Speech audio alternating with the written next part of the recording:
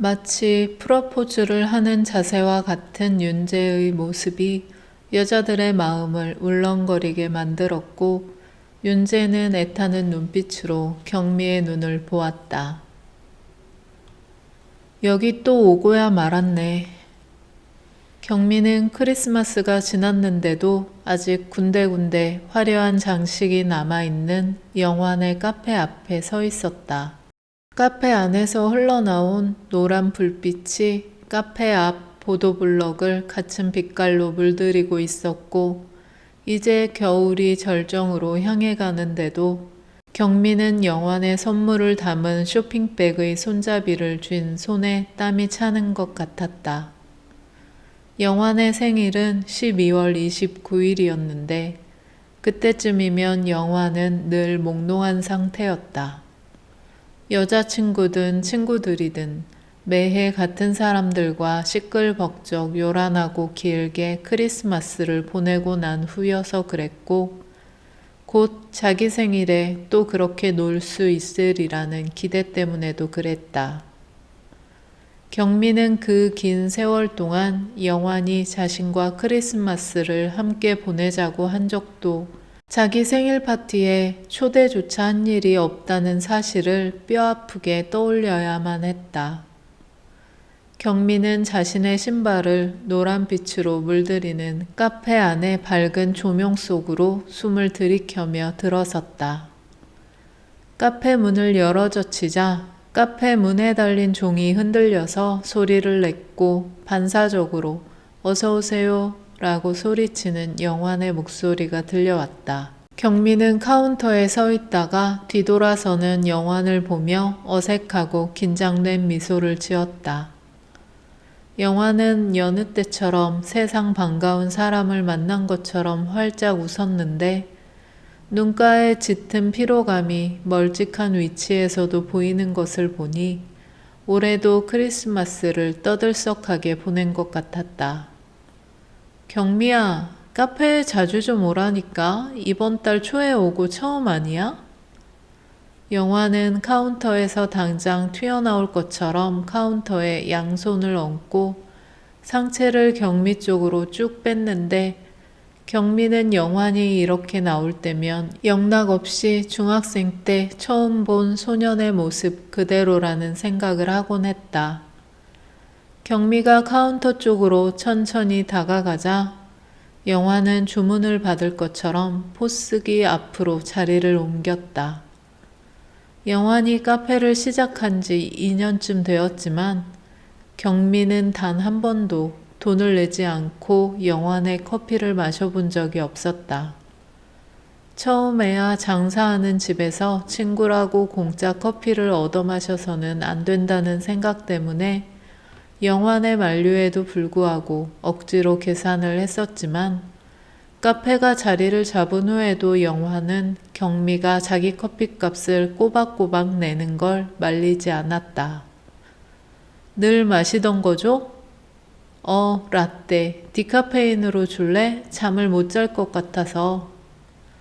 영환은 알았다는 듯 눈을 찡긋하며 포스기에 메뉴를 누른 후 경미가 카드로 결제하는 걸 지켜보았다.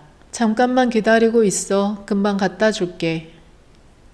경미는 영환의 카페에 올 때면 늘 앉는 문 쪽과 가깝고 벽에 붙어있는 2인석 좌석에 자리를 잡았다. 영환의 생일 선물이 담긴 쇼핑백은 벽 쪽으로 테이블 밑에 넣어서 내려놓았는데, 커피를 만드는 영환의 눈이 쇼핑백으로 향해 있다는 걸 알아채자 불편한 마음이 몰려왔다. 영환은 얼굴이 박제된 듯 환한 미소를 장착하고 경미 앞에 커피를 내려놓고는 그녀의 앞에 앉았다. 경미는 늘 그랬듯 영환이 라떼에 그려놓은 하트 모양 라떼 아트를 새삼스레 들여다보았다. 나는 얘가 왜 그렇게 좋았을까? 경미는 기대에 찬 눈빛으로 경미를 보는 영환을 마주보면서 생각에 잠겼다. 영환은 중2 때 경미의 학교에 전학을 왔다.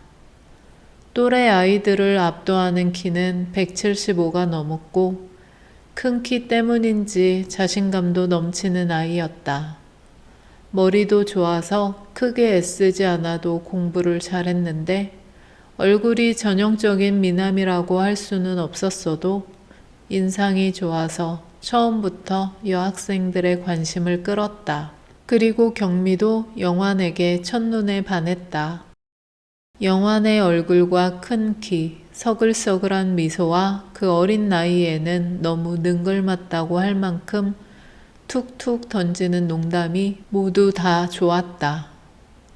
제 마음을 숨기는데 능숙하지 못한 경미의 마음은 금방 들켰지만 경미는 고백하지 않았고 영환은 아는 척하지 않았다. 경미는 자신의 감정을 아는 척하지 않는 영환이 경미 자신을 배려해서가 아니라는 사실을 모를 만큼 눈이 먼 건 아니었다. 영환은 학교 안팎의 예쁜 여학생들하고는 돌아가면서 사귀었으니 그저 경미의 감정이 부담스러워서 아는 척하지 않은 거였다.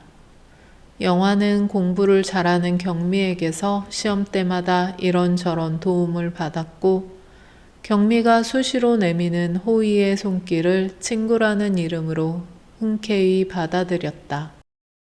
경미는 영환이 자신을 어떻게 생각하고 이용하는지는 뻔히 알고 있었으면서도 영환에 대한 기대를 접을 수가 없었다. 그런 식으로 세월은 고등학교, 대학교를 넘었고 이제 경미와 영환은 45이 되었다. 영환은 여전히 수려한 외모의 남자라고 볼 수 있었다. 세월은 영환도 비켜가지를 않아서 영환의 얼굴에는 주름이 생기고 탄력이 떨어진 게 눈에 띄게 보였지만 여자에게 항상 웃는 얼굴로 대하는 그에게는 아직도 소년 시절의 생기가 있었다. 아마 영환이 외모와 눈빛에서 이런 생기와 활기를 잃었다면 자신이 주저없이 돌아설 수도 있었을 거라고 경미는 생각하곤 했지만 이만큼 세월이 흐르자 경미에게는 영환의 외모가 더 이상 중요하지 않아졌다는 게 더 진실에 가까웠다. 첫사랑이라는 것, 너무 오래 짝사랑을 했다는 것 때문에 경미는 미련을 버리지 못할 뿐이었다. 첫사랑의 기억이라는 게 얼마나 추억을 미화하는지, 그 추억을 지배했던 사람을 걷어내는 게 얼마나 힘든 일인지 경미만큼 잘 아는 사람도 그리 많지 않을 것이다. 그래, 오늘 생일은 어떻게 보낼 거야? 계획이 잡혔어? 늘 그렇지 뭐. 친구들하고 술이나 먹는 거지. 다리를 꼬고 약간 비스듬히 앉은 영환은 별거 아니란 투로 대답하고 웃었지만 이전에 늘 그랬던 것처럼 혹시 경미에게 오겠느냐고 묻지는 않았다. 근데 늘 내 생일 기억해줘서 고맙다 야. 진짜 너 같은 친구가 없다니까. 나는 진짜 운이 좋아. 이것도 늘 하는 말. 너 같은 친구가 없다는 말. 경미는 30쯤에 꼭 한번 영환에게 자기의 마음을 고백해 보려고 했던 때를 되짚어 보았다.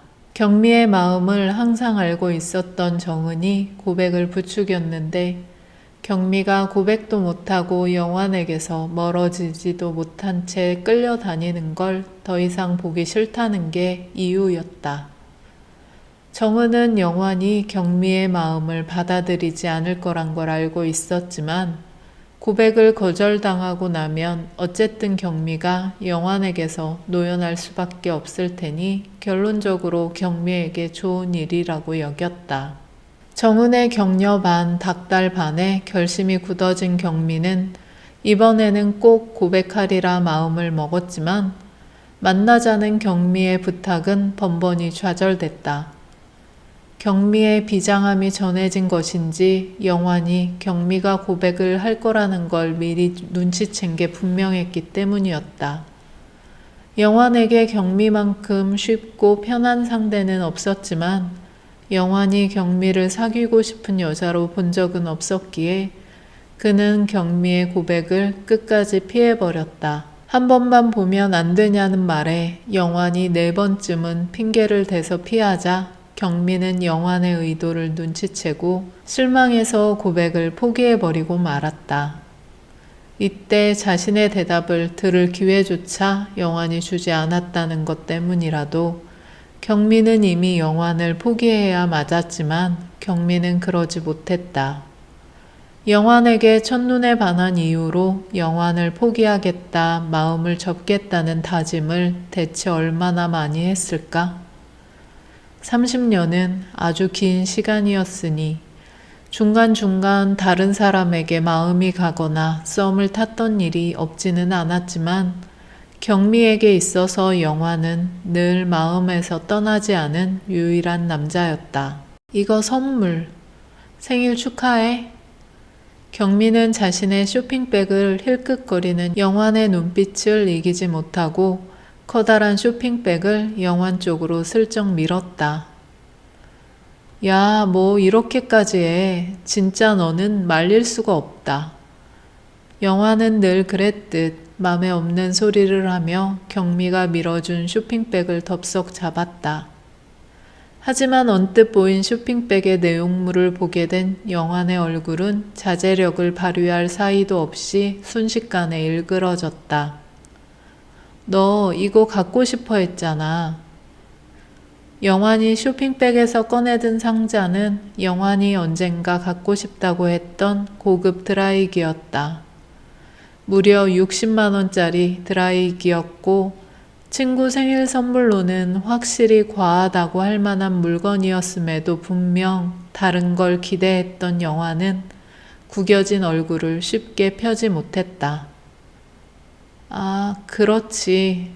내가 갖고 싶다고 그랬었지. 영환이 혼잣말처럼 대답했지만 실망이 크다는 걸 경미가 모를 수는 없었다. 영환은 드라이기가 들어있는 박스를 열어보지도 않고 테이블 위에 내려놓고는 어쩐지 창 쪽으로 아련한 시선을 고정시켰는데 경미는 영환의 시선이 향하는 곳으로 따라가서 눈을 옮겼다. 경미와 영환은 창에 붙게 설치해서 밖을 보게끔 만들어진 좌석에 커피 한 잔과 함께 책을 펼치고 앉아있는 남자를 보았다. 남자는 영환이 선물로 받고 싶다고 했던 고급 코트를 더없이 잘 어울리게 입고 있어서 경미는 영환이 무엇을 보고 있는지 쉽게 알아차릴 수 있었다. 또한 경미가 엘리베이터 이삿짐에서 코트를 보고 상상했던 모습을 구현한 사람이 바로 윤재라는 점에서 경미 또한 영환처럼 그에게서 눈을 떼기가 쉽지 않았다. 어쨌든 고맙다, 야. 그럼 커피 마시고 가, 어? 영환은 기대가 큰 만큼 실망도 컸고 경미가 윤재를 몰입해서 보는 것도 불쾌해져서 드라이기가 담긴 상자를 쇼핑백에 쑤셔 넣다시피 하고는 냉큼 자리에서 일어났다. 쇼핑백의 부스럭거리는 소리에 윤재에게서 눈을 뗀 경미는 서운한 눈길로 멀어지는 영환의 등을 보았지만 영환을 불러서 잡지는 않았다. 평소 같았다면 경미는 자신이 영환의 기분을 상하게 했다는 생각에 사로잡혀서 그의 마음을 풀어줄 궁리를 하느라 여념이 없었겠지만 이번에는 달랐다. 경미의 머릿속에는 책에만 시선이 고정돼 있는 윤재에게 가서 아는 척을 해야 할까 말아야 할까 하는 생각밖에 없었다. 윤재를 볼 때마다 너무 잘생긴 얼굴이 주는 충격에 심장이 요동치는 소리가 더 크게 들리는 것 같아 경미는 절망적인 마음이었다. 영환을 짝사랑했다가 이 마음이 그대로 윤재에게 옮겨가서 역시 대책 없는 짝사랑을 새롭게 시작하는 건 아닌지 두려웠기 때문이다. 두려움이 훌쩍 덮친 탓에 경미는 서둘러 가방을 챙겨 자리에서 일어났다. 그리고는 카운터 안에 뒤돌아 서 있는 영환에게 간다는 말도 하지 않고 카페를 나섰다. 떠나는 경미의 뒤에 대고 늘 건네던 영환의 쾌활한 인사가 이날만큼은 들리지 않았다. 코트는 무슨 드라이기를 사왔더라니까? 윤재는 카페 주인의 격한 목소리가 터져 나오는 걸 들으며 책에 집중하기 위해 애쓰고 있었다. 카페 앞에서 경미가 서성거리는 걸 볼 때부터 사실 책의 내용이 눈에 들어오지는 않았다. 같은 아파트, 같은 동에 사는 이웃 주민이니까 마주치는 건 당연하다 할 수 있지만 집에서 10분 거리의 카페에서 마주치리라고는 예상치 못했기 때문에 윤재는 경미에게 주의를 기울였다. 경미 역시 주의를 기울였다면 창 쪽에 붙어 앉은 윤재를 보지 못했을 리 없는데 경미의 마음은 철저히 딴 데 가 있는 듯 보였다. 윤재는 무언가 크게 결심한 얼굴로 카페 문을 열고 들어오는 경미를 보지 않기 위해 얼굴을 반쯤 돌렸는데 경미가 들어서자마자 카페 주인이 반기고 같은 자리에 앉는 걸 보니 잘 아는 사이인 게 분명했다. 경미와 영환의 대화가 윤재에게 들릴 만큼 카페는 아담하고 조용했지만 윤재는 스스로도 이해하기 어려울 정도로 두 사람의 대화를 귀담아 듣기 위해 귀를 쫑긋 세우고 있었다. 아, 친구. 두 사람의 대화에서 미루어 보아 그들은 친구 사이였고 경미가 카페 주인에게 생일 선물을 건네는 중이었으며 카페 주인이 경미의 선물을 탐탁지 않아 한다는 것까지 윤재는 쉽게 알아챘다. 선물을 대하는 태도도 그랬지만 선물을 받고는 자리에서 훌쩍 일어나 버리는 것까지 보니 두 사람의 관계가 단순한 친구 사이가 아니라는 것도 모르기가 어려웠다.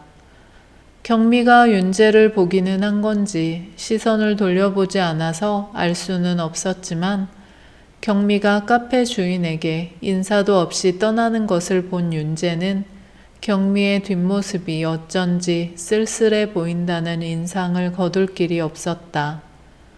경미가 문을 나서자 카페 주인이 누군가와 통화를 하는 소리가 금방 들려왔다. 아, 나 진짜 이번에 그 코트 갖고 싶었는데. 상대가 무슨 말을 한 건지 카페 주인의 목소리가 유독 커졌다. 지나치긴 무슨, 좋아하는 남자한테 그 정도도 못 해주냐? 걔가 나를 좋아한 세월이 얼만데? 목소리를 높였다가 아차 싶었는지 이후의 통화 내용은 거의 들리지 않을 정도로 작아졌지만 윤재가 상황을 파악하기에는 그 정도로 충분했다. 윤재는 이미 식어버린 아메리카노를 들이켜며 경미의 뒷모습이 쓸쓸해 보인 이유에 대한 해답을 곱씹어 보았다. 진짜 나쁜 놈을 짝사랑하는구나. 윤재는 자기는 여자들에게 어떤 사람이었는지를 되새겨 볼 수밖에 없었다. 뛰어난 외모 덕에 여자를 만나기는 쉬웠고 윤재 자신이 애써 다가갈 필요조차 없었던 적이 허다했다. 하지만 그 자신이 여자를 이용하기 위해 여지를 남기며 어장을 꾸렸던 적은 한 번도 없었다. 조금 쓰린 마음으로 떠올려 보자면 정말 이 사람이다 싶을 정도로 좋아했던 사람도 없었기에 여자를 만날 때 윤재는 늘 공허했다. 어장을 꾸리는 타입은 아니었어도 윤재는 늘 여자들에게 전심전력을 다하지는 않았으니 그건 혹시 제 한 몸조차 돌볼 수 없었던 어린 시절 때문인 건 아니었을까 싶기도 했다. 윤재는 너무 이른 나이인 12살에 부모님을 여의고 누나와 고모 집에 얹혀 살며 컸는데 윤재로서는 지방의 국립대가 최선의 선택이었다. 윤재는 마침내 눈칫밥으로 살아야 했던 고모 집을 떠날 수 있었고 어쨌든 대졸이라는 타이틀을 가질 수 있을 거라는 기대가 처음에는 좋았다. 누나가 그랬던 것처럼 윤재도 일하고 공부하며 정신없이 살아야 했고 간신히 대학을 졸업하고 중소기업의 일자리를 얻었을 때만큼 행복했던 적도 별로 없었다. 내 밥벌이를 한다는 게 윤재는 정말 행복했다.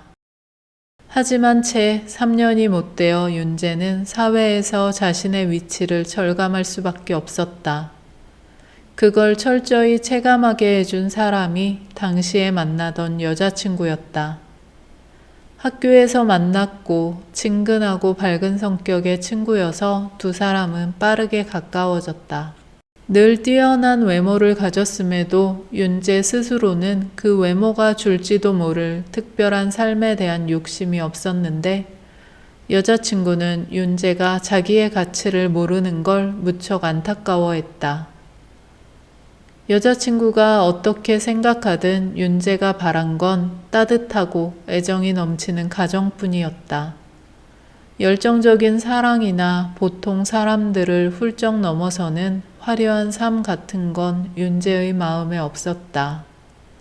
윤재는 지방에서 적당히 벌면 여자친구와 결혼해서 그런 가정을 꾸릴 수 있을 거라고 믿었다. 집값이나 생활비, 모든 게 서울이나 수도권과 차이가 있으니 욕심만 부리지 않으면 불가능한 일이 아니라고 생각했던 것이다. 하지만 문제는 여자친구는 윤재와 다른 생각을 하고 있었다는 거였다. 여자친구는 윤재에게 더 좋은 직업, 더 많은 돈을 벌 수 있는 기회에 눈을 돌리게 만들고 싶어 했다. 윤재가 끝내 여자친구의 의도를 이해하거나 받아들일 마음이 없다는 게 확실해지자 여자친구가 떠나버린 건 사실 당연한 수순이었다. 윤재는 여자에게 버림받았다는 것보다 미처 가져보지도 못한 가정을 잃었다는 묘한 상실감 때문에 크게 상처를 입었다. 그때부터 윤재는 회사를 그만두고 모아둔 돈을 미천 삼아 공부에만 매진해서 공인회계사가 되는데 성공했다. 윤재는 더 많이 벌고 사람들이 인정하는 직업을 가져서 뭘 어쩌겠다는 생각까지는 하지도 않았다. 아무래도 당시에는 크게 상처를 입은 마음을 치유해 보고자 몰입할 뭔가가 필요했던 건 아니었을까 하는 게 지금 윤재의 결론이었다. 윤재의 삶이 달라지자 평범한 가정에 대한 열망은 이전 같지 않았다. 윤재는 암튼 따뜻한 가정을 바라며 살았으니 서로 이해관계가 맞는다고 믿었던 여자를 찾아서 결혼까지 했지만 1년이 채 못 돼서 헤어지고 말았다. 이해관계란 비즈니스에나 적용해야 맞는 것일 뿐 부부나 가정과는 어울리지 않는다는 걸 윤재는 온몸으로 깨달을 수밖에 없었고 이혼은 윤재에게 상처보다는 자신이 원하는 삶을 결코 가질 수 없을 거라는 실망만 남겼다. 윤재가 가진 가성비에 관한 믿음은 그래서였을지도 몰랐다. 어려서부터 돈에 집착할 수밖에 없었던 환경과 결국 돈과 관련된 직업을 갖게 된 게 가장 큰 이유겠지만 윤재가 생각하기에 사랑만큼 가성비가 떨어지는 일은 별로 없는 것 같았다. 경미는 윤재의 기준에서 보면 확실히 가성비가 떨어지는 성정의 사람이었다. 대가를 바랄 수 없는 사랑을 하고 있는데 그 사랑이 대체 언제쯤 끝날지 예측도 되질 않았다. 경미를 딱하게 여긴 마음 때문이었을까? 윤재는 충동적으로 경미에게 문자를 남겼다. 일전에 주신 치즈 타르트 맛있게 잘 먹었습니다. 다음에는 제가 대접할 수 있다면 좋겠네요. 집으로 돌아오는 길은 추웠다. 12월 말의 날씨에 영환의 마음을 잘 알면서도 그에게 예뻐 보였으면 좋겠다는 마음 하나로 치마까지 갖춰 입은 자신이 미워서 경미는 더 추웠다. 집에 들어서서 허리를 조여주는 스타일이라 여성스러움을 강조하지만 얇아서 춥기만 했던 코트를 벗어걸고 나서야 경미는 손바닥만한 가방에 넣어놓은 휴대폰을 꺼냈다. 평소라면 온갖 광고에 알림장을 절대 제대로 숙지하지 않는 학부모들이 보낸 메시지로만 도배가 되어 있을 경미의 휴대폰에 의아한 메시지가 들어와 있었다. 지아의 상담 때문에 저장해둔 이름, 지아 보호자에서 정윤재로 이름을 바꿔놓은 번호로부터 온 메시지. 메시지의 내용은 모호했다. 경미가 준 치즈 타르트에 대한 고마움은 표시했지만 다음에 꼭 대접하고 싶다고 딱 잘라 말한 것도 아니고 대접해도 될까요? 도 아니고 대접할 수 있다면 좋겠다는 바람으로 말을 끝내다니.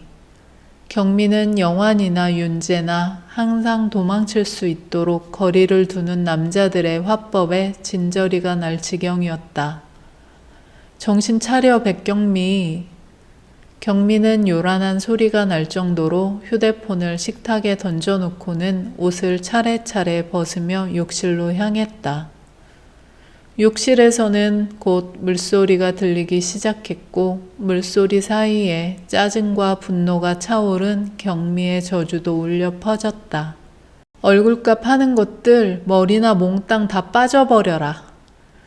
경미는 이날 분노의 샤워를 마치고 평소보다 빨리 잠자리에 들었다가 한두 시간 뒤척인 후 잠에 빠져들었지만 경미가 미처 몰랐던 사실이 하나 있었다. 다음에는 제가 대접할 수 있다면 좋겠네요 라는 문자를 보낸 후 윤재가 저는 언제든 괜찮으니까 좋은 시간 알려주시면 감사하겠습니다 하는 내용의 메시지까지 보낼 작정이었다는 거였다. 윤재는 타이핑을 마치기는 했지만 전송까지 누르지는 않았다.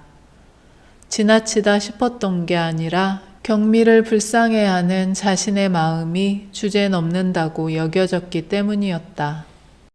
다른 사람들은 바삐 출근길에 나서는 피곤한 시간, 아침 8시. 윤재는 이미 쿵쾅거리는 음악이 요란하게 울려 퍼지는 헬스클럽에 와 있었다. 윤재가 이사도 했으니 헬스클럽도 바꿔볼까 하는 마음을 하게 만드는 건 항상 이 음악 때문이었는데 같은 동네에서 아파트만 옮긴 거라 한 달만 참아볼 요량으로 일주일 만에 클럽을 다시 찾은 참이었다. 헬스클럽에 윤재를 기억하는 사람들은 많았고 눈에 띄는 외모로 산다는 건 사람들의 또렷한 기억을 감당해야 한다는 말과 같다는 걸 윤재는 잘 알고 있었다. 일단 천천히 걸으며 윤재는 페이스를 찾아가기 위해 애쓰는 중이었다. 서서히 땀이 솟기 시작했는데 요란한 음악이 귓속을 파고드는 것처럼 아침에 집을 나올 때 봤던 경미의 모습도 윤재의 의식 속으로 파고들었다. 방학인데 출근하나? 경미는 전형적인 출근길 직장인 복장으로 단지 입구를 지나치고 있었다. 경미의 학교는 집에서 그리 멀지 않아서 도보로 채 10분이 걸리지 않았는데 윤재는 며칠 전 경미를 딱하게 만들었던 일의 앙금이 경미의 얼굴에 남았는지 보려고 클럽으로 가는 길도 아닌데 한동안 경미를 뒤따라갔다. 그러다 경미가 횡단보도에 섰다가 고개를 돌리는 순간에 윤재는 퍼뜩 정신을 차리고 돌아섰다. 얼굴이 어떤지 봐서 네가 뭐하게?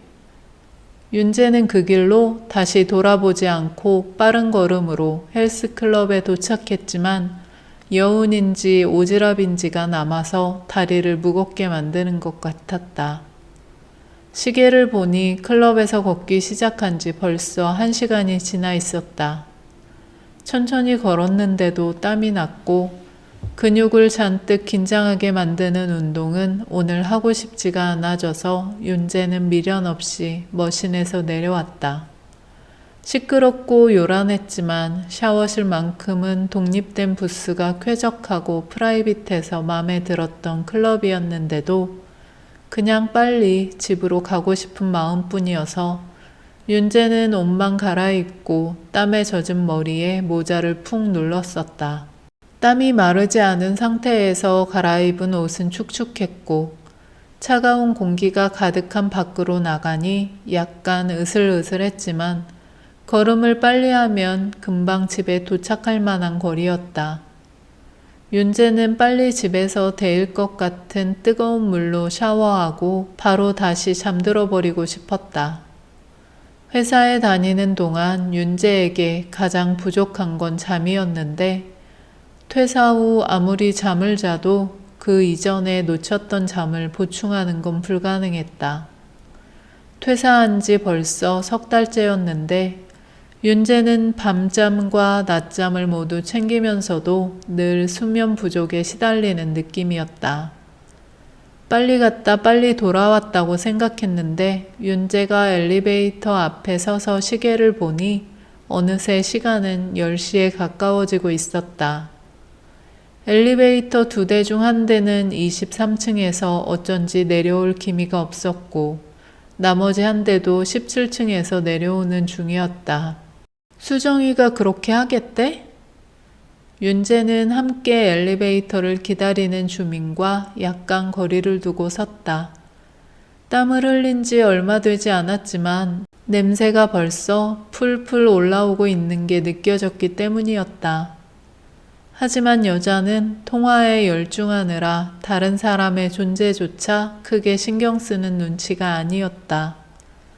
커피를 들고 있는 걸 보니 커피를 사러 잠깐 나갔다 들어가는 모양인데 곁에서 커피 냄새를 맡으니 윤재도 커피 생각이 간절해졌다. 경미 그 기집애 망신당하는 거 빨리 보고 싶네. 경미란 이름이 나오자 입이 찢어져라 하품을 하던 윤재의 고개가 여자 쪽으로 향했다. 설마 동명이인이겠지? 거기 알아. 거기로 부르려고? 엘리베이터가 도착해서 문이 열리고 여자가 올라타자 윤재도 모자로 가려진 얼굴을 더욱 푹 숙이고는 따라탔다. 윤재는 층수 버튼을 누르고는 엘리베이터 안쪽에 등을 기대고 섰는데 여자는 모자를 눌러 쓴 윤재를 좀 경계하는 표정이더니 곧 하던 통화에 집중했다. 몇 명? 5명? 근데 경미가 진짜 못소리래? 밀폐된 엘리베이터에서는 소리가 더 잘 들렸고 휴대폰을 넘어온 말소리까지 언뜻 들려왔다. 무슨 떳떳지 못한 소리를 하는 건지 폰에서는 한껏 낮춘 목소리가 흘러나왔고 그 소리를 들은 여자 주민은 엘리베이터가 떠나가라 웃어댔다. 이건 뭐 세상에 이런 일이 깜이네. 여자의 통화 내용을 집중해 듣던 윤재는 여자가 8층에서 내리자 당황해서 몸을 뻣뻣하게 세웠다. 대체 무슨 짓을 하려는 거냐고 여자를 붙잡고 물어보고 싶은 마음이 굴뚝 같기만 했다. 엘리베이터 문이 닫히며 마지막으로 윤재에게 남겨진 얘기는 근데 나 그 집 스테이크는 별로던데 였다. 여자가 입에 올린 이름 경미가 진짜 백경미가 맞을까? 윤재는 집에 또착해서 샤워기에서 떨어지는 물을 맞는 동안 내내 고민했다. 이름이 경미인데 40대 여자와 또래인 것 같고 못소리라고 하는 걸 보니 경미를 가리키는 게 맞는 것 같기는 했지만 지하의 담임인 주애로부터 경미가 결혼과 출산을 하지 않았다는 말만 들었을 뿐 못소리라는 말은 아닐 수도 있었다. 무엇보다 윤재는 엘리베이터에서 들은 그 얘기 자체를 믿고 싶지가 않았다. 무슨 속셈인지 진짜 백경미든 다른 경미든 망신줄 계획을 짜는 게 분명했는데 그렇게 나이든 멀쩡하게 남편 있고 자식까지 있는 여자들이 그런 유치한 짓을 벌인다는 걸 윤재는 납득하기 어려웠다. 하지만 윤재가 개운하게 샤워를 마치고 머리까지 바짝 말리고 난 후 이불 속으로 파고 들어가 나른한 한숨을 끝으로 잠에 빠져들 찰나 불쑥 떠오른 경미의 얼굴 때문에 윤재는 눈이 번쩍 뜨였다. 경미에게 이런 사실을 알려야 할까? 윤재는 그러지 않고 자신의 마음이 편할 수 있을지 확신할 수 없어서 더욱 정신이 명료해지는 기분이었다. 그렇지만 경미가 어린애도 아니고 이런 시도 정도는 스스로 감당할 수 있는 거 아닐까 하는 생각이 들자 자신이 경미에게 어떤 식으로든 이 계획에 대해 말해주는 게 쓸데없는 오지랖으로만 느껴졌다. 그나저나 윤재보다 나이가 많은 게 분명한 여자를 보는데 왜 그렇게 불안하기만 한 건지 윤재는 가장 의아했다. 나이 먹은 여자들은 다 윤재의 누나처럼 당당하고 거침없고 세상에 무서울 게 하나도 없는 줄 알았는데 그런 여자가 다 있어. 윤재는 육성으로 경미에 대한 불평인지 관심인지 모를 말을 내뱉고는 돌아누워 베개에 얼굴을 묻었다. 영환으로부터는 아직 아무런 연락이 없었다. 영환에게 여자친구가 없을 때면 그래도 2, 3일에 한 번씩은 경미에게 톡으로 안부를 묻곤 했는데 이번에는 그마저도 없으니 경미는 어떻게 마음을 먹어야 할지 종잡기가 어려웠다. 영환이 신경 쓰이는 건 사실이었지만 영환의 심경이 어떤 상태인지에 대해서 예전만큼 마음이 쏠리지는 않는 것 같아서 경미는 어색하면서도 가벼운 기분이기도 했다. 학교가 방학임에도 경미는 출근해야만 했고 내일은 경미의 언니, 은미 가족이 이사를 나가는 날이라 벌써부터 경미의 마음이 무겁기는 했지만 새해를 무사히 맞이했다는 것만으로 그녀는 기뻤다. 새해에도 여전히 나는 싱글이겠지? 하는 비관이 불쑥불쑥 끼어들었지만 언제는 싱글 아니었나? 하면서 올해만큼은 남자가 없다는 사실에 스트레스를 받지 않겠다고 경미는 다짐도 했다. 되도록이면 퇴근길을 당겨보려고 일에 몰입하려는 순간 메시지 알림이 울렸다. 평소 경미의 폰에는 메시지가 줄기차게 쌓이는 편이라 메시지 알림이 울릴 때마다 확인을 하는 편은 아니었는데 몰입에 방해가 되는 요소는 미리 제거해야지 싶어 잠깐 본 메시지는 내용이 이상했다. 경미야, 이번 브런치 모임에 꼭 참석할 거지? 너 보고 싶어 하는 친구들 많으니까 꼭 와줬으면 좋겠다. 엄밀히 내용이 이상할 건 없었다. 근데 발신자가 수정이고 경미를 모임에 초대한다는 게 경미에게는 가장 이상했다. 수정과 수정이 가깝게 지내는 친구들과 경미는 친하지 않았다. 경미와 수정이 다녔던 중학교가 지금 사는 곳의 옆 동네라 경미가 사는 도시에 동창들이 다수 살고 있다는 건 경미도 알았다. 수정은 수정의 딸 아린이가 경미의 학교에 다닐 정도로 인근에 살고 있었고 경미의 단지에 사는 중학교 동창도 한 명 있다고 정은으로부터 듣기도 했다. 가까이 사는 동창들끼리 모임을 갖는다는 사실을 정은에게 전해 들은 적이 있긴 하지만 지금껏 수정의 초대를 받은 일도 없었고 초대를 기대하지도 않아서 경미는 고개를 갸웃했다. 혹시 아이들 교육 때문에 궁금한 게 많은가? 경미는 수정의 메시지에 첨부된 모임 장소의 링크를 눌러보았다. 모임 장소는 학교와 그리 멀지 않은 브런치 카페였는데 맘 카페에서는 유명해도 경미는 가본 적이 없는 곳이었다.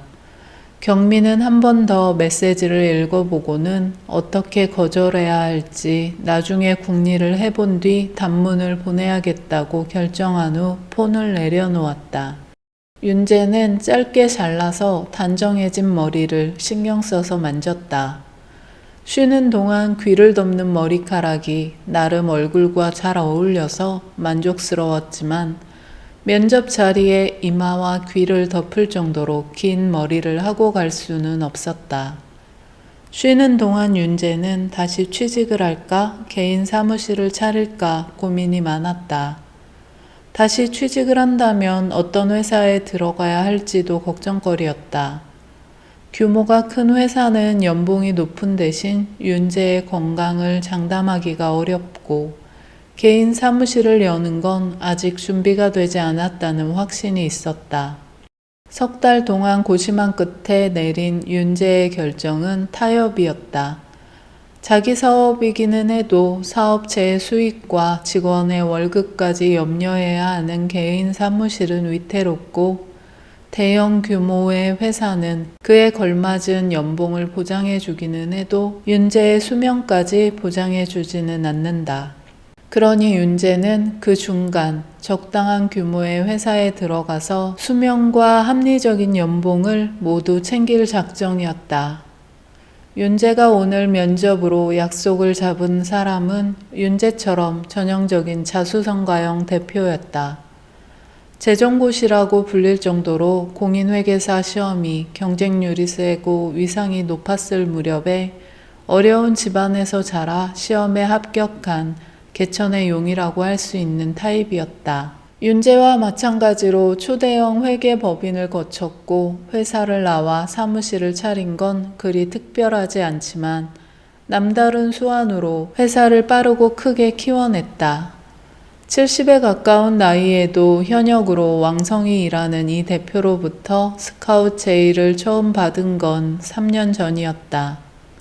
당시 이직 의사가 없던 윤재는 정중히 거절했지만 포기를 모르는 대표는 그 후로도 꾸준히 윤재가 잊을만 하면 러브콜을 보내왔다.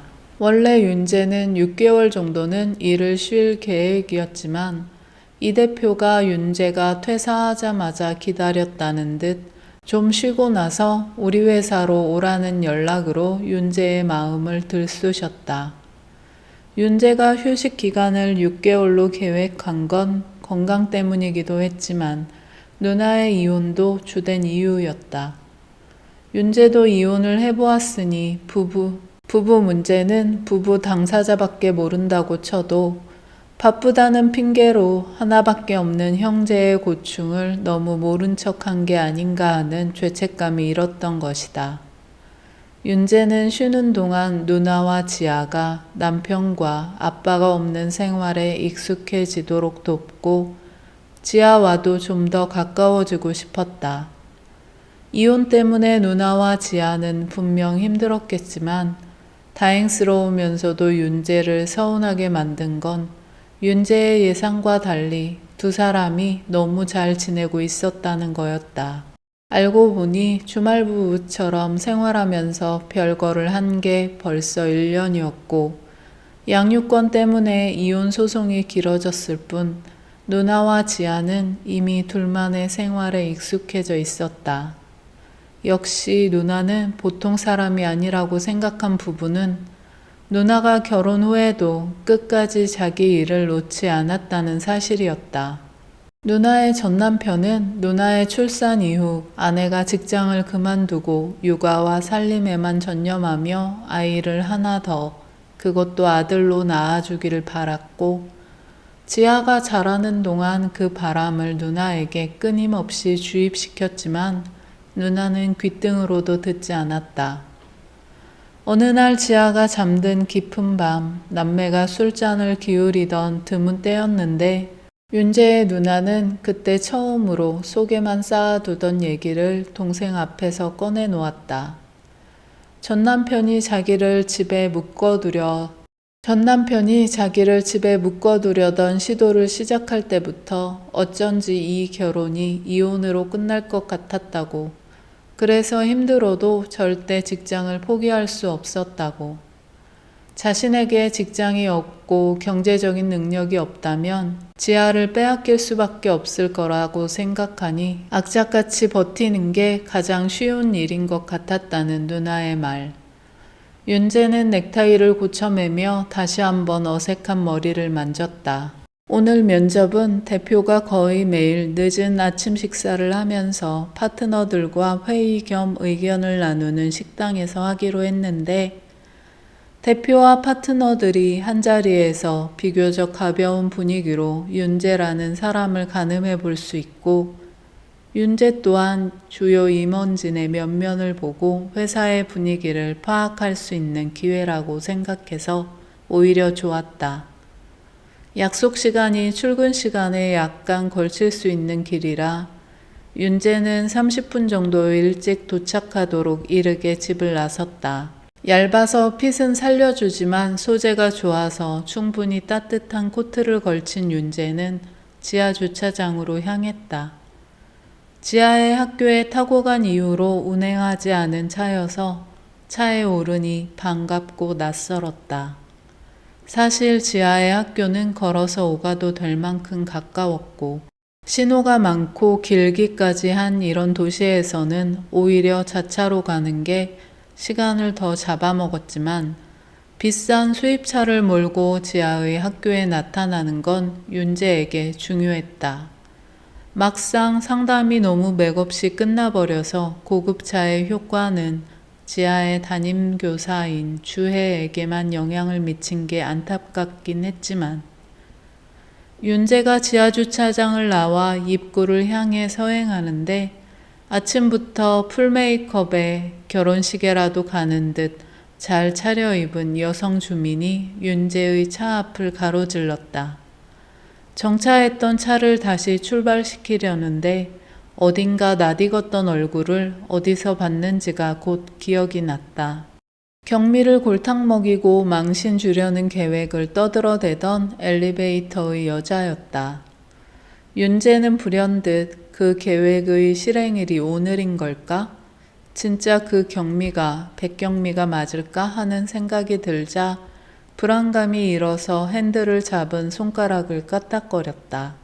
뒤에 바짝 붙어있던 검은색 SUV의 성마른 클렉션 소리를 듣고 나서야 윤재는 정신을 차리고 차를 출발시켰는데 경미에 대한 생각에서 완전히 벗어나지는 못한 상태였다.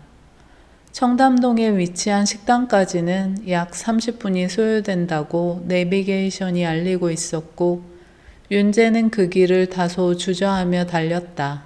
전화라도 해볼까? 근데 전화를 해서 뭐라고 하지?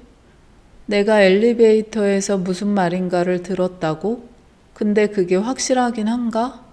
확실한 얘기도 아니면서 뜬금없이 전화해서 혹시 누가 만나자고 하면 가지 마세요 라고 할까?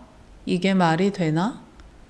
윤재 스스로도 납득이 되질 않아서 윤재는 마음이 바뀌기 전에 되돌릴 기회를 허락하지 않으려는 듯 속도를 높였다. 무슨 일을 당하든 알아서 할 일이지. 다 큰 성인 여자가 망신 좀 당한다고 큰일 날 것도 아니고. 온통 하얗게 꾸며진 레스토랑에서 경미는 쨍한 햇빛 아래 서 있는 것처럼 눈을 뜨기 힘든 기분이었다. 널찍하고 여성스러운 분위기로 꾸며진 브런치 레스토랑은 이곳의 분위기에 유혹당한 여자들로 가득했는데 입구에 들어섰다가 자리가 없어서 돌아가거나 웨이팅을 하겠다며 전화번호를 남기는 사람들이 끊이지 않고 드나들었다. 레스토랑의 차분한 분위기와 달리 층고가 높은 레스토랑에는 시끌벅적하고 박수를 치며 웃어대는 목소리가 여기저기서 울려 퍼졌다. 경미는 바로 곁에서 그런 여자들을 보면서 내가 어쩌다 여기 앉아있게 된 건지 도통 이유를 모르겠다는 표정이었다. 경미는 분명 수정에게 애둘러 거절하는 단문을 남겼었다. 일이 많아서 방학임에도 출근을 해야 하니 브런치 모임에 시간을 맞출 수는 없다는 내용이었다. 수정은 아쉽다며 요란한 이모티콘을 곁들였지만 그래도 네가 교감이고 점심은 먹어야 되는 거 아냐? 라는 속셈을 알기 어려운 메시지를 곧바로 보냈다. 경미는 나도 아쉽네. 동창들 볼 수 있다면 좋았을 텐데. 어쨌든 좋은 시간 보내 라는 내용으로 이 불편한 초대에 대한 문제는 끝났다고 믿었는데 경미의 생각은 틀렸다. 낯은 익지만 이름이나 정체가 좀처럼 기억나지 않는 여자가 미용실에서 방금 드라이로 부풀린 듯한 머리를 하고는 경미를 찾아왔다. 11시가 약간 안 된 시간이었는데 여자는 자신을 민이라고 말하며 의자에 앉아 책상에 올려두었던 경미의 팔을 덥석 잡고는 요란한 반가움을 표시했다. 경미는 팔 좀 놔주었으면 하는 불편한 기색을 숨기지 못하면서 어쩐 일이냐 물었지만 그 대답을 듣기도 전에 민희가 경미를 자리에서 일으켜 세웠다. 민희의 빠른 말투를 따라가기가 어려웠지만 대충 수정이가 너를 데려오라고 했다. 잠깐만 시간을 내면 된다.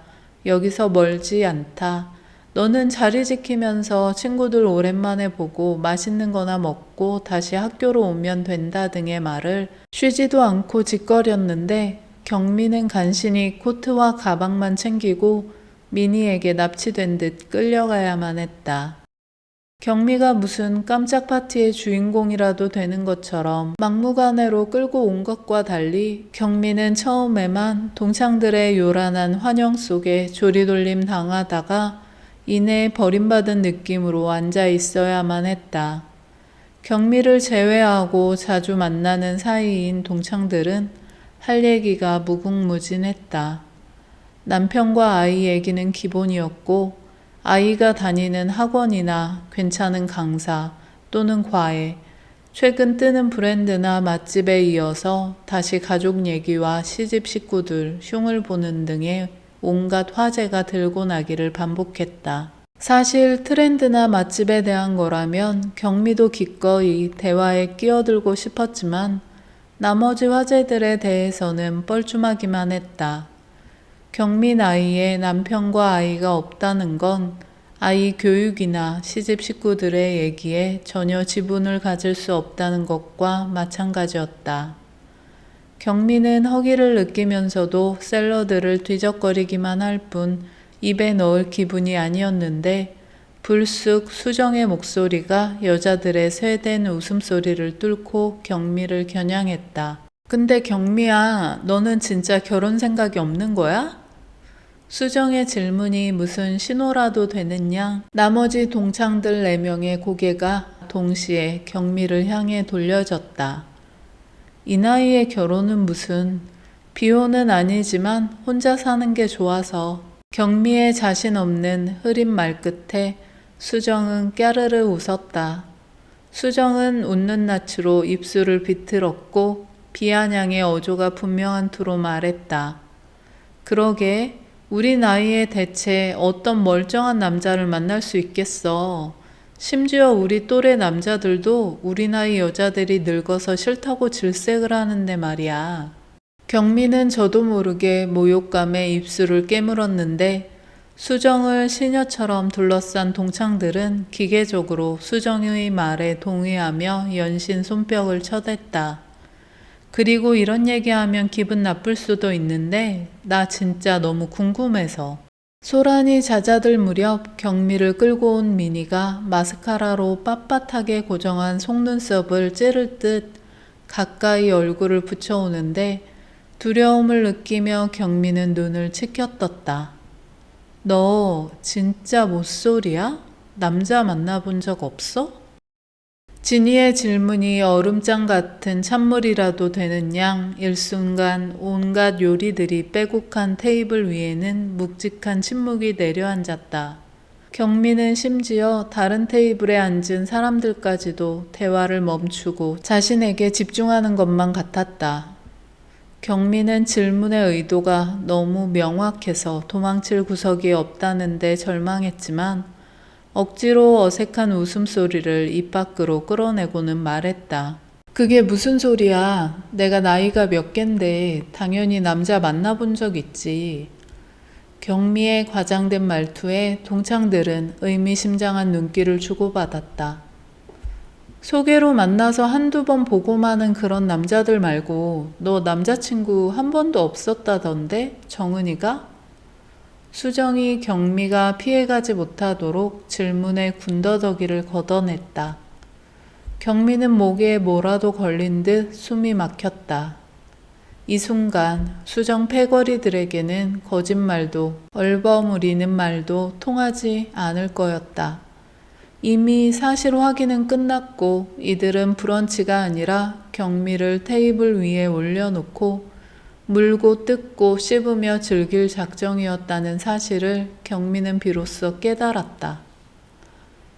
말도 안 돼. 경미같이 멀쩡한 애가 남자친구도 사귀어본 적이 없다고? 광대에 올려진 블러셔의 핑크빛이 유난히 반짝이던 동창생이 식당 안의 사람들까지 모두 들으란 듯 목청을 키웠다. 그럼 너 진짜 처녀야? 경미는 벼랑간 눈물이 솟구칠 것 같아서 눈을 질끈 감았다. 울면 안 돼. 진짜 울면 안 돼. 손톱이 손바닥을 아프게 파고들 정도로 주먹을 꼭 쥐며 마음을 다잡아 보려고 했지만 쉽지가 않았다. 동네 여자들이 자주 찾는 브런치 레스토랑에는 경미 학교의 학부모가 앉아있을 가능성이 아주 컸다. 자기 아이가 다니는 학교의 교감이 싱글인 것도 모자라 못소린 데다가 공공장소에서 그 사실이 까발라져서 망신까지 당하는 걸 본다면 경미의 평판은 어떻게 되는 걸까? 경미에 대한 소문은 삽시간에 학부모들 사이를 휩쓸 것이고 경미는 그 소문을 막을 수도 해명할 수도 없을 터였다. 도저히 정상이라고 판단할 수 없는 정신적인 문제가 있을 거라며 경미가 교사로 재직하는 사실 자체에 우려를 나타낼 수도 있었다. 무엇보다 경미가 끔찍하게 두려워하는 건 조롱이나 우려가 아닌 동정이었다. B4감. 경미의 별명이 나온 소설의 마지막처럼 에그 불쌍해 라며 차마 위로를 할 수도 없을 만큼 동정할 수도 있었다. 생각이 거기까지 이르자 경미는 더 이상 눈물을 참을 수 없는 지경이 되었다. 앉은 자리에서 맥없이 눈물을 터뜨리거나 눈물로 범벅이 된 얼굴로 자리를 박차고 나가거나 둘 중 하나의 모습으로 이 망신살 뻗치는 상황의 대미를 장식할 게 분명하다는 예감에 경미는 주먹을 쥔 손을 부들부들 떨었다. 그런데 그때 경미를 속된 기대에 찬 눈길로 바라보던 동창들의 눈길이 동시에 경미를 떠나 레스토랑의 입구로 쏠렸다. 자기야! 약간 붉어진 눈으로 경미는 누구를 찾는지 모를 남자의 목소리 쪽으로 고개를 돌렸다. 나 진짜 자기 한참 찾았다. 왜 전화를 안 받아서 사람을 미치게 만들어? 레스토랑 안에 있는 여자들의 눈길을 모두 사로잡을 정도로 완벽한 모습의 윤재가 경미를 향해 긴 다리를 성큼성큼 내디디며 다가오고 있었다. 경미는 무슨 영문인지 몰라 지금 자기가 무슨 일을 겪었는지 어떤 최악의 상황을 맞을 수도 있었을지에 대한 생각까지 모두 잊은 상태였는데 윤재는 망설임 없이 경미에게 다가와서 앉아있는 경미의 눈을 맞추려 경미 앞에 한쪽 무릎을 꿇었다. 마치 프로포즈를 하는 자세와 같은 윤재의 모습이 여자들의 마음을 울렁거리게 만들었고 윤재는 애타는 눈빛으로 경미의 눈을 보았다. 나 때문에 아무리 화가 나도 연락을 안 받으면 내가 너무 못 견뎌 하는 거 자기는 잘 알잖아. 나 오늘 면접이었는데 자기 때문에 도저히 안 되겠어서 그냥 나온 거야. 나 정말 용서해주면 안 되겠어? 어? 윤재는 주먹을 풀지 않고 있던 경미의 손을 잡아서 깍지를 끼고는 크게 상심한 표정으로 경미의 대답을 재촉했다. 아니 나는 이게... 경미는 느닷없는 윤재의 행동을 이해할 수 없어서 말도 제대로 나오질 않았다. 대체 이 남자는 왜 이럴까? 이것도 오늘 나를 망신 주기 위한 계획의 하나일까? 내가 차 사준다고 해서 정말 미안해. 근데 내가 다시 일 시작하면 자기가 택시 타고 다녀야 할 일이 많을 텐데 나는 그거 정말 싫었거든. 근데 자기가 싫다고 하면 내가 자기 하자는 대로 다 할게요. 지금처럼 내가 자기 기사 노릇 해줄 테니까 진짜 화 풀어. 어? 윤재는 한술 더 떠서 경미의 머리카락을 귀 뒤로 넘겨주고 머리를 부드럽게 쓰다듬었다. 경미는 온몸이 굳어져서 경악스러운 표정도 제대로 짓지 못했는데 윤재는 경미의 손을 잡은 채로 일어서면서 다른 손으로는 경미의 어깨를 잡아 조심스럽게 일으켰다. 내가 정말 오늘 자기 화 다 풀리도록 끝내주게 봉사할게. 나 한 번만 믿어줘. 그럴 거지? 지금 나랑 갈 거지? 응? 경미는 말 한마디 제대로 나오질 않았지만 윤재의 거듭된 재촉에 홀린 듯 고개를 끄덕였다. 아, 친구분들 계신데 정말 죄송해요. 제가 경미한테 지은 죄가 너무 커서 그냥 기다릴 수가 없었네요. 유쾌한 자리였던 것 같은데 경미를 데려가게 돼서 정말 죄송합니다. 제가 주문하신 건 다 계산하고 갈 테니까 맛있게 드시고 좋은 시간 보내시면 좋겠습니다. 윤재는 경미의 어깨를 감싸 안고는 여자들에게 허리를 숙여 인사했다. 수정을 포함한 동창생들은 윤재처럼 완벽한 외모의 남자가 정중히 인사하자 그의 정체도 모르면서 앞다투어 고개를 숙였다. 윤재처럼 완벽한 외모의 남자가 정중히 인사하자 그의 정체도 모르면서 앞다투어 고개를 숙였다. 윤재는 여자들로부터 돌아서면서 경미의 볼을 살짝 꼬집으며 말했다. 많이 삐졌어요? 아유, 귀여워. 경미는 구름 위를 걷는 듯 비현실적인 감각으로 윤재가 카운터에서 결제를 마치는 동안 그의 손을 잡고 기다렸고 그가 이끄는 대로 식당 밖으로 나갔다. 수정과 경미의 동창생들 그리고 레스토랑에 있던 다른 여자들까지 모두 윤재가 윤재 자신만큼 고급스럽고 매끈한 차 문을 열어 경미를 태우고는 운전석에 오르기 전에 통창으로 자신들을 보고 있는 여자들을 향해 다시 한번 고개를 숙여 인사하는 걸 넋놓고 바라보고만 있었다. 수정아, 이런 얘기는 없었잖아. 수정은 아랫입술을 깨문 채로 윤재와 경미가 사라진 도로에서 눈을 떼지 못하고 있었다. 근데 진짜 잘생겼다. 그러게 옷이랑 차를 보니까 돈도 많은가 봐. 경미한테 차를 사주겠다고도 했다잖아. 게다가 연하 맞겠지? 40도 안 돼 보이던데? 나 동네에서 저 남자 본 적 있어. 엄청 잘생겨서 깜짝 놀랐는데. 와, 백경미 다시 봤어. 저런 남자는 대체 어디서 만나는 거지? 좀 조용히들 해. 속 시끄러우니까. 눈치 없이 제잘거리던 수정의 시녀들은 수정의 눈치를 보며 슬금슬금 자리로 돌아가 앉았고 수정은 여전히 창밖을 보며 완벽하게 정리된 손톱을 신경질적으로 물어뜯고 있었다. 그 순간 수정의 머릿속에는 경미를 향한 새로운 계획이 싹트고 있는 중이었지만 수정은 윤재처럼 눈부신 남자의 손을 잡고 보란듯이 사라져버린 경미에 대한 분노 때문에 비명이라도 지르고 싶은 심정이었다. 망신을 당한 건 경미가 아니라 수정이었고 수정은 그 사실을 결코 모른 척 할 수가 없었다. 미니야, 응? 저 남자 누군지 알아봐. 내가? 이 동네에 너만한 소식통이 어딨어? 할 수 있지? 미니는 안 된다는 말, 못한다는 말을 수정이 결코 용납하지 않을 거란 것과 지금의 분위기라면 어떤 요구든 무조건 수긍해야만 한다는 걸 누구보다 잘 알고 있었다.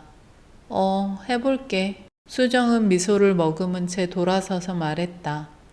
경미 남자친구가 우리 테이블 다 계산했다잖아. 우리 맛있게 먹고 재밌게 놀다가 가자.